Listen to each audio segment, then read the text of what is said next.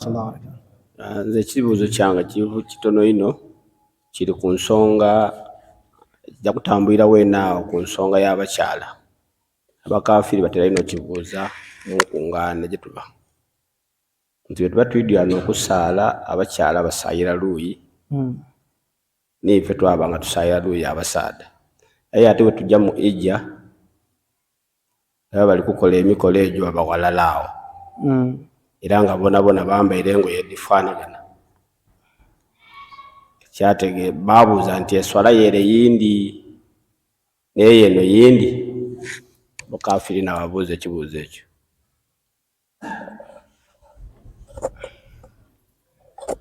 طيب mu bimu ku bintu ebiri haramu mu Busiraamu ni al-ikhtilaat, abasaada okwegaita n'abakyala mu kifo ekirala. Ekyo ekintu kiri haramu. Kati ekibuuzo kiri nti ffe mu mizikiti gyaife twawula wagati w'abakyala n'abasaada. E Makka weekanga nga abasaada n'abakyala bali kusaalira walala. Aye ekyo tikibonanga ku Makka. Tikibonanga ku Makka nga abasaada n'abakyala bali kusaalira walala. At least ku mirundi gye njiireyo. Tawaafu eyina ruling yindi. Aye katutandike n'ekyeswala. Kubanga ekyeswala abakyala bwe bali kusaalira wale era inda abasaada dibeeno. Aye tukitegeere nti mu bimu ku bifo ebikasinze kukuŋŋaanya abantu bataidi Busiraamu Makka erimu. Kubanga ekuŋŋaanya abasiraamu okuva mu nsi donna ediri ku nsi. Kati omusiraamu ti buli alina sente dijja Makka nti aba ategeire idiini. In fact, most of the people abaje Makka tibaidi idiini. Ti bonna. Aye abasinga bungi. Ate twaba n'obukendeevu mu bantu abasomesa abantu emikolo nti bayina ebintu bye batakoona ku mikolo gye balijja okolere abantu bakolerayo ki. Ate era twaba n'abantu mubajja okukola emikolo egyo nga bo tibawuliriza. Already aviire eno ni excitement y'amaanyi y'okutuuka ku Kaaba. Kati byonna bye bamusomesa abyerabira nga abwine Kaaba yatandika akola bibye. Aye nga esswala ey'e Makka teyikirizibwamu ikhtilaat, teyikirizibwamu musaada kusaala na mukyala mu kifo n'ekirala. Bataata tikikola tikiikirizibwa. Kati ku tawaafu okwetooloola Kaaba awo waliwo ennamula yaki nyandawulo. Bana bwe tukoba olwaleero nti twawule abasaada n'abakyala tuba tulina ebintu aidha bibiri. Aidha okukoba nti abasaada bafune nga saawa daabwe edd'okwetoolooleramu n'abakyala nga daabwe, oba abasaada babawa olunaku nga lwabwe n'abakyala babawa olunaku nga lwabwe. Obusiraamu bukulembeza amasulaha ku mafusada. Nti bwe tukiringirira amafusada agaida n'abakyala okwetooloola n'abasaada essaawa eno nga bwe kikolebwa ng'era bwe kyakolebwa okuviira ku mulembe gwa Nabbi Muhammad sallallahu alaihi wasallam. Matono amafusada agalimu ekyo, matono ku masulaha agakola agakirimu. Kubanga ekisooka mubaidde okola hijja oba umra mulimu abaida ni bakyala baabwe, mulimu abaida ni baninaibwe, mulimu abaida ni bamaama baibwe. Bw'okoba nti tubaawule olijja abawa obuzibu. Mu bo bwe baleeta mulimu abeetaaga okuyamba. Maama mukaire balina we balina otuuka nga balina omusitula. Kati oyo gyaba omukozi otya? Abakyala banafu ku basaada onaakoba muwala we naaba akole ki? Kirimu obuzibu n'obukaluubirivu. Kati baabanga balina kikolera walala awo. Wabula nga bakikola with emphasis ku bitalina akolebwa. Nti muna tiweekutyesa ku mukyala.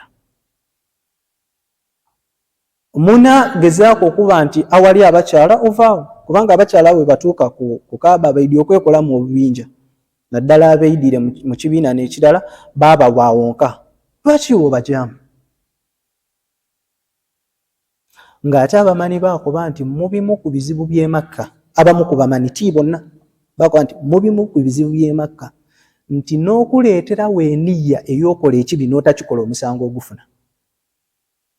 Nti omuntu bw'amalirira nti ndija akola ekibi kino mu Makka era kino Dr. Muhammad Ahmad Said Kadam ne yasooka okitukobera twali titukiidi feena aye nga of course kiri mu bitabo bya jurisprudence nga bakola ki Islamic jurisprudence nga bakyogerako nti some of the scholars abamu ku bamanyi b'obusiraamu bakoba nti omuntu bw'aleeta eniya ey'okukolera ekibi e Makka ni bw'aba takikoze omusango akola ki agufuna era n'ensonga lwaki abamu ku bamanyi baatuuka n'okoba nti niwankubaire Makka esinga Madiina mu nkizo aye ate okuwangaalira e Madiina kisinga okuwangaalira e Makka kubanga Makka erina ensoso nningi. Kati omuntu bw'abanga amaze okusomesebwa atyo kweri ayinza okujja e Makka yakola ebyambiyone ate nga mudimu ku hikma era edirimu enene mu kifo ekyo kano katwale nti era woona wabonekerawo okugezesa kw'emitima gy'abaidu eri Allah subhanahu wa ta'ala nti eyeidye n'eniya embi hijjayo oba umra yesobola okufiirawo kubanga Allah alikoba nti fala rafatha Allah alikoba nti wazira rafath okwegaita wala jidala fil hajj ezira kukayaganirayo ate ezira kukolerayo bikolwa bya mukyala kujeri baawe ngali mu mikolo gyaki gya hijja oba umra era abamanyi baatuuka mu kusansula emikolo gya hijja bakoba nti n'omusaada okujeri mukyala we hijja oba umra agira eri mukyala we nga tibeegayise aye nga wabairewo okwesanusa omusaada yatuuka ku mbeera ey'okuba nti akola ekitegeerekeyika ayina okukola ki okutoola omutango ng'omutango ogwo ayida kusalayo kabuzi bwe kamulema asiibe enaku 10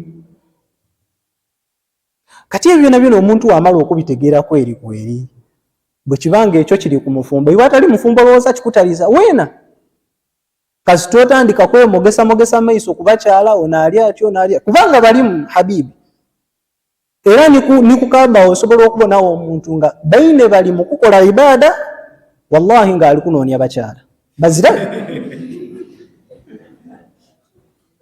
bazirayo nga ali kwekutiisa anti idukira mujja naddala abantu abenda okwefuula mbu yakolera kukaba kulekwene mu kwetooloola awo wabaawo okwenigiriza ojja okubona nga ye mu kifo ky'okwetooloola nga yenigiriza eno ku baami baina ali kwenigiriza ku bubiina bw'abakyala weyeetooloola kati oyo singa atuukibwako embeera eyaba ali atya ekisooka ihraamu agiise alina okujanaabe afune ihraamu empyaka gyali ekyokwambala ekyokubiri alina okusala ekisolo akabuzi oba akaliga bwe kamulema alina okusiiba enaku 10 ate alina okuyida amaliriza emikolo gye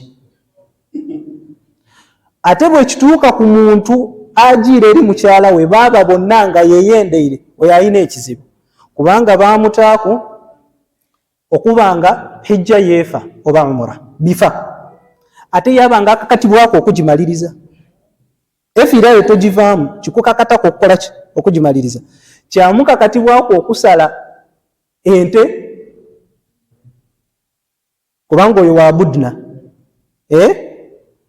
ate kyabanga kimukakatibwako okwida agiiremu omwaka ogwo baguli kwirako era bw'aba tagizeemu esigala nga ibanda mpaka lwalifuna obusobozi akole ki agiiremu so kyetuli kwendamu ebyo byonna nti waliwo amateeka agagavaninga abantu abo kubanga niwankubaire bali walala baliwo lwabwewaze nti ekifo kye balikoleramu ekisooka nga kyo kifunda bazira ngeri gye banaabaawula ekyokubiri waliwo amateeka agabagavaninga obutalowooza ku bo balebye balowoozaako nga bali buki mu kyaki eri yaba mu kyaki ng'atyaime wano n'omukyala bamukoba ati woomulingako okola oti oba bwewekanga ng'omukemyeku olijja kutoola mutango gute so waliwo endawulo nene wagati waifeere nibalaba mu makanisa gaabwe namweire aye nga amaadi gali kutonda nga maki nga mangi omuzikiti gwali mutini nga okuva emberi okuyira einuma eri abakyala weidwire ino ezawo osobola kuba nti okola ki osaalira aye nga space eriwo ya wano kubakyala wano ate ku mulyango wano twabanga twegaitira wano kubakyala mumbali twasaala kiramulwa kiti ekyo eswala eyo yebanfu oba mu bintu ebiyita swala tiri kubonamu ndi kugezaako okubirowoozaako mbona oba mulimu kyoli kwogera aye tiri kukibonamu. Aye nga bwe tukobye Nabi Muhammad sallallahu alaihi wasallam yakoba nti era inesinga kuba ya beyi mbasaada nerina inani imam. Ate yamala yakoba nti era inesinga kuba ya beyi mbakyala nesemba yeinuma. Amakulu eri ewala ino n'abaki n'abaami. Kiba kikulaga nti obusiraamu bwakubiriza ino abakyala obutasembera muki mu baami, kubanga ekyo waliwo fitna, waliwo ebikemo ebidda nakyo. Iwe tosobola kontrolinga maiso go ng'oli muswala, kubanga in fact okulinga w'olijja okuvunamira kiri sunna, tikyanayiteeka muki mu swala. So omuntu bw'asaala ng'alinze ere oba ere swala yekola ki etuuka. Ani asobola okutebenkera mu swala nga wano kumbali waliwo omukyala eyasibye akaleega kasongola ibeere? Ezira eriyo. Ani alina imaani eyo habibi? Okwo gayitako nti nabbi yatuuka n'okuba sallallahu alaihi wasallam nti ebintu bisatu bikutula eswala yaki y'omusaada. Mu byo yakoba nti almar'a, omukyala, nti omukyala bwakubita mu maiso ati eswala yekola ki ekutuka. Abamanyi abamu bakoba nti eswala yeefa, abandi bakoba nti kikendeeza empeera yaki y'eswala. Abakoba nti kikendeeza empeera y'eswala, ensonga gye baawa bakoba nti kubanga ono ali kusaala tasobola kutebenkera ng'omukyala amubise muki mu maiso. Kati ate bw'abanga ono akubise bubise mu maiso yabanga ali kutula eswalayo, ate ono gw'oli kusaala naye wano oyo ali awula okuba nga tuli gyafuna muwaire tashahudi. Lwaki? Eswalayo yona oli kulowooza ono ebigere bye oli kubibona, kubanga ezira kitasikiriza ku mukyala. Oli nga ku bigere ng'oka ali kubona feesi wakuba oti oba feesi eri etya. Kati ebirowoozo byaba ku ekyo eswala yonna, eswala yabanga ezira mu khushu'. Kiri kutegerekeka? Kati eswala habibi nze tiidi ngeri yagiramula ku tiidi kyetaaga kubuuza sheekh ati oba sheekh yenna.